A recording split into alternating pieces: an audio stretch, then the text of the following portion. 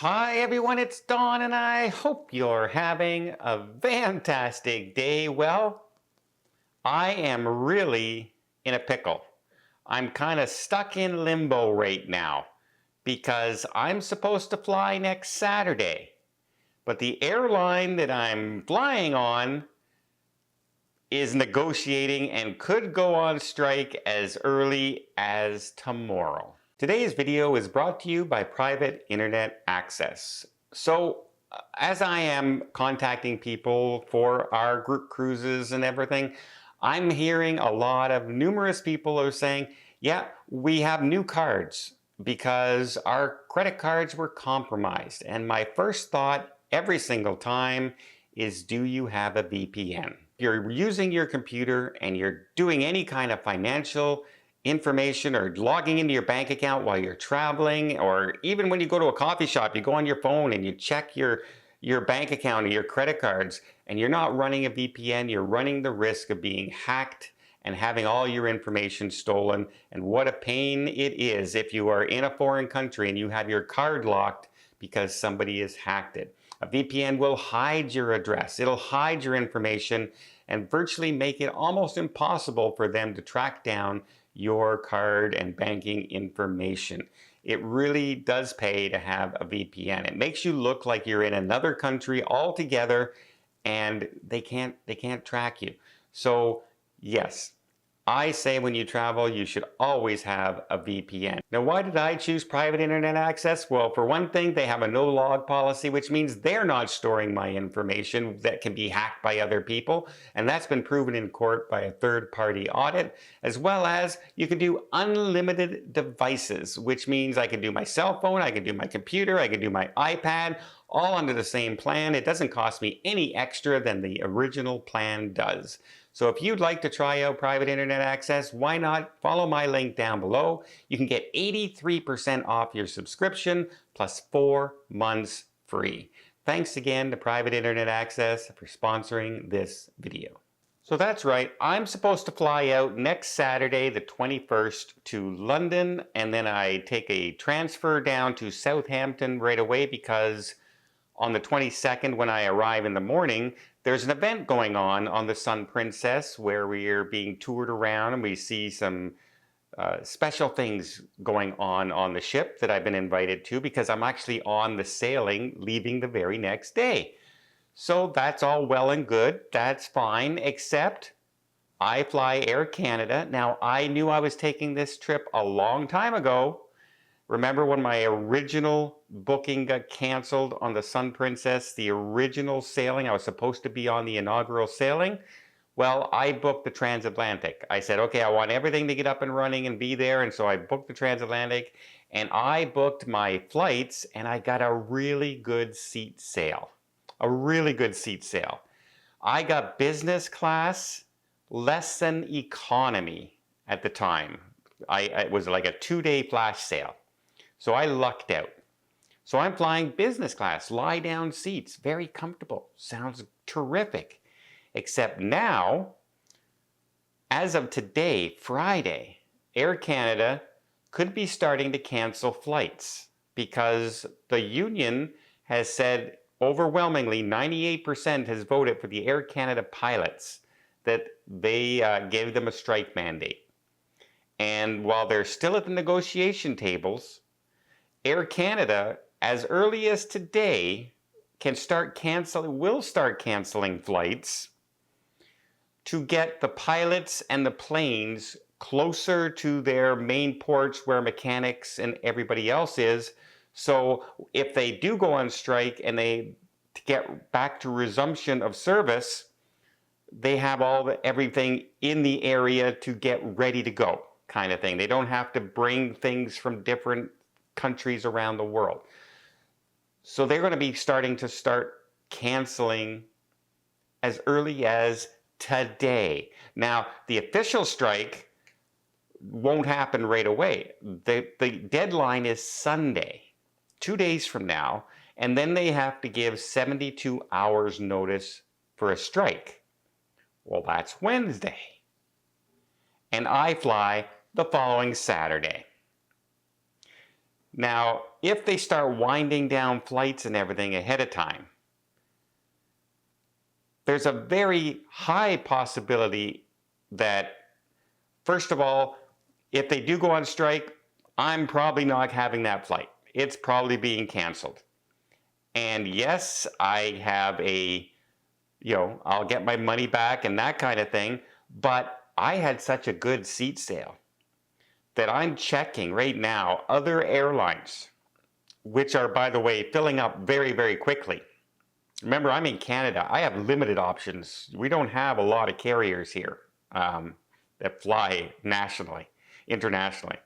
So I'm seeing prices in economy 3 times higher than I paid for business class. And I would have to shell that money out right away. And we're talking thousands and thousands of dollars. I saw an economy flight one way, $5,000. $5,000. That's incredible. Or I could choose to miss my cruise. I have cruise insurance. I can cancel my cruise, but I've been looking forward to this trip for a long, long time. I even woke up this morning and started searching because I know the ship leaves tomorrow from Barcelona to go to Southampton. And so I thought maybe I could change my flight from today to Barcelona, but it doesn't arrive until like 2 o'clock in the afternoon. That's too tight a time. I'm not going to do that. I'm not going to fly within 2 hours of a destination to get on the ship and miss the ship. So I won't do that part. So I can't fly to Barcelona and jump on the ship. I would have done a last minute booking because it would have been cheaper to book a 9-day cruise and change my flight than it is to book economy air right now to Europe. And I think those prices have gone up because so many people are now rebooking on different airlines than Air Canada. So now I'm in a quandary. I'm going, what the heck do I do?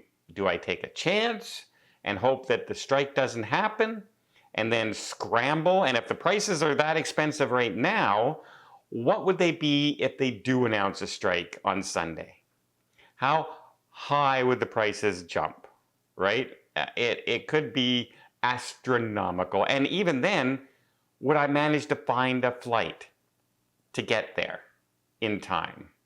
That's another entire question.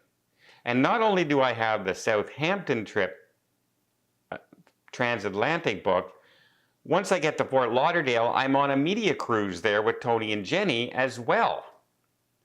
So there's other things involved as well. This is almost a month-long trip. And then I have my flights home, and then I fly on Air Canada towards Singapore and Malaysia right after that, like within 3 days, all on Air Canada. And if this progresses and goes on and on and on, it's up in limbo.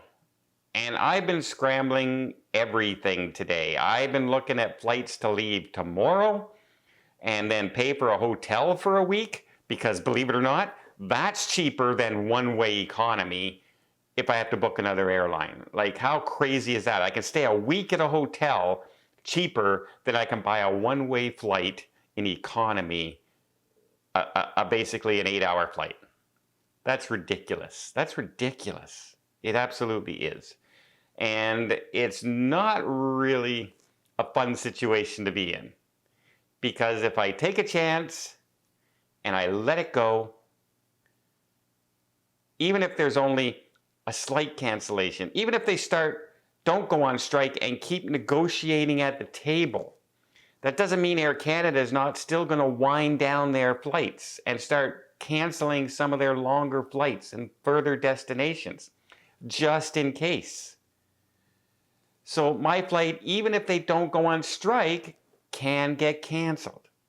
And if it gets canceled like a day or two before my flight is set to go, say it gets canceled on Thursday or Friday, I'm sunk. There's almost no possible way without me paying up to $1,000 to get there. So my whole next trip is up in limbo. And I feel it like every other traveler in Canada right now booked with Air Canada. you don't know what to do. Many people don't have refunds. Many people don't have that option. I book the seats that I do get my refund. And some of them will only get air credits. Well, that's no good if you have to book another airline and pay double to get where you're going. So it's really hard. They're saying that if there's a strike, it'll affect about 110,000 Air Canada passengers each day, starting today. That's right. They could start actually winding down the airlines and the flights as of today. And don't think I'm not watching the Air Canada websites all day to see if they start. Because if I start seeing flights canceled, I may have no choice but to try and book something as soon as possible, even jumping on a plane this evening or tomorrow morning. Isn't this fun? Well, what would you guys do? Would you wait it out? Would you look for another airline? Quite frankly, it's really expensive. It's more than the cruise is costing me to fly an economy flight to Europe. That is the dumbest thing I've heard in a long time. Well, let me know what you guys would do, and I hope you appreciate this update. If you did, please give it a thumbs up. Want to see more tips, more tricks, more travel blogs from around the world? Hit that subscribe button. Until next time, have yourself a safe and a great vacation.